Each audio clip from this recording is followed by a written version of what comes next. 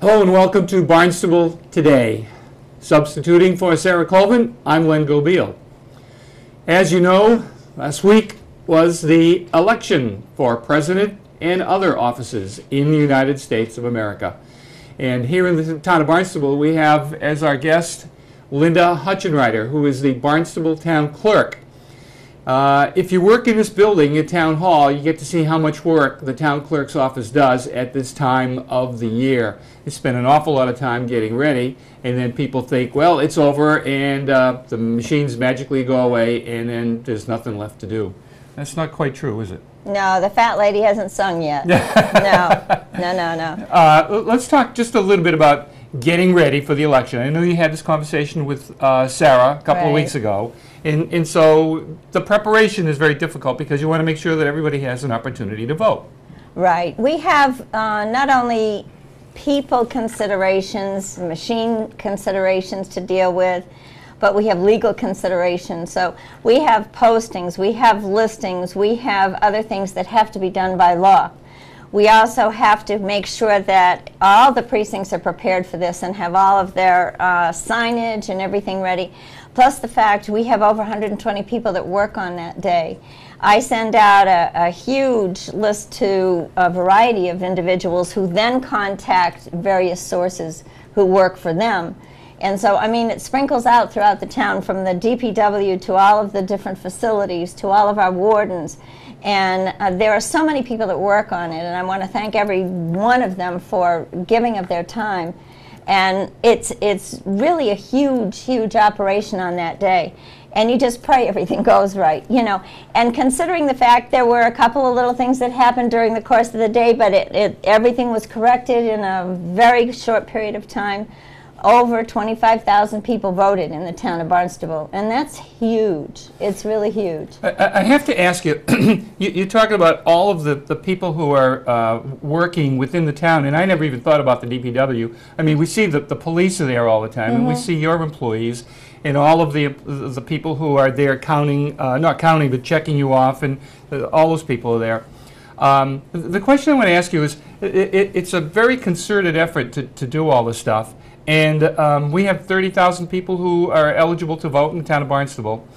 I guess my question is more along the lines of, as we record this, the people in Florida still haven't got a final count as to who won and where the elections are. Why can you be so efficient and people in small towns in Florida be so inefficient? How does that happen?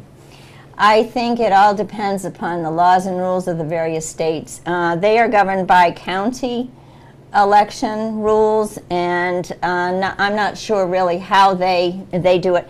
I've told a number of people, I really feel that the people in the Commonwealth of Massachusetts are very, very lucky. We do have good, strict laws here in the Commonwealth of Massachusetts. Only certain equipment is allowed. All of our equipment must be pre-tested. Every single one of those machines that go out to the polls, they have to be tested. We put through over 50 ballots with all different votes on them. In all of the precincts? In all of the precincts. Every single one has a different set, and they all have to prove out. We send those test results to Boston. So there's a lot of prep work to make sure all of our machines are operating and operating properly. And you know, as I say, everybody just goes there and assumes that a few ballots come in and we just hand them out and look at a voting list and it's done.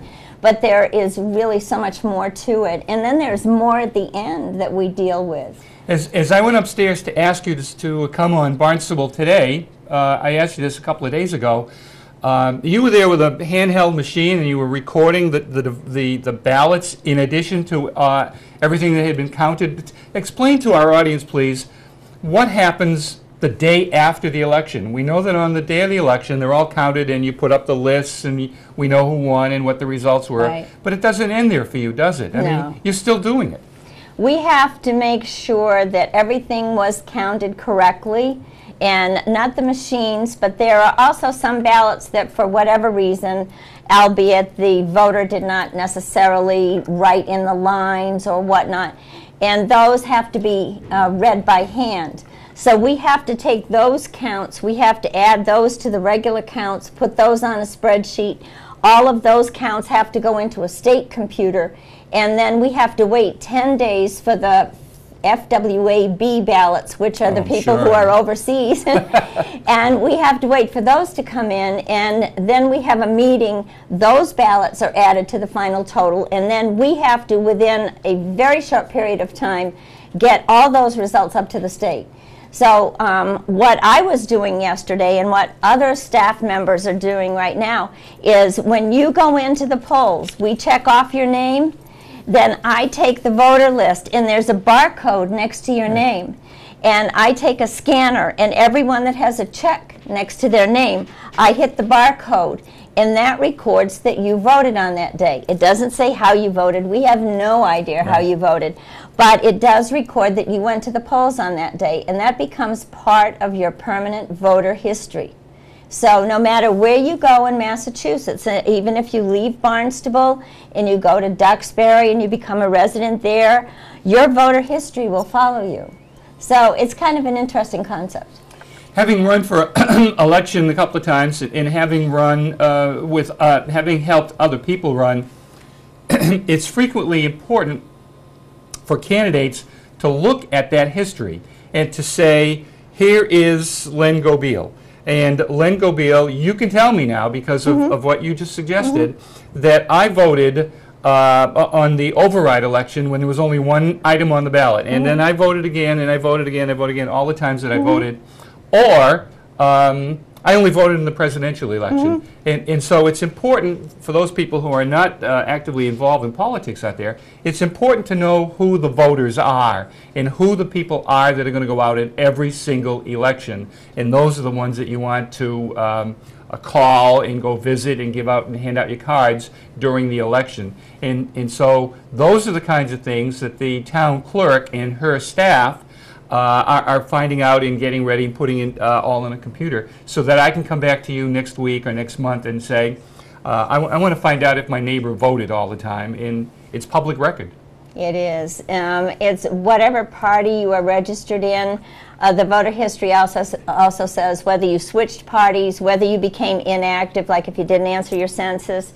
It really says a lot about you, whether you moved, you changed your mailing address, everything is on there. So we do keep a lot of information.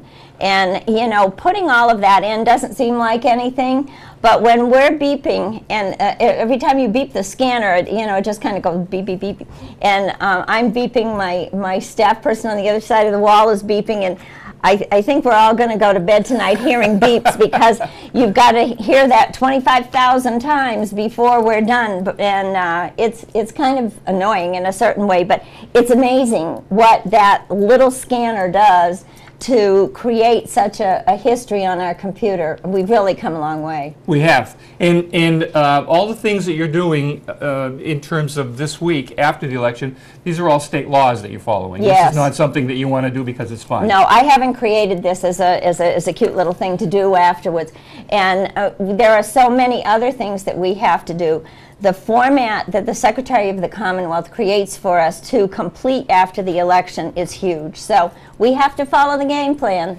And follow what you do. So it's quite an interesting process. And again, in the town of Barnstable, as I look at this, we have 32, almost 33,000 registered voters, and 77% of those voted. That's a pretty good turnout. Of course, it was a presidential election, so that helped too. We've got to get them out the other years. We do, we do. Yep. Linda Hutchenreiter, Town Clerk for the town of Barnstable, we want to thank you so much for joining us here on Barnstable Today. Thank you. For Barnstable Today, I'm Len Gobeil.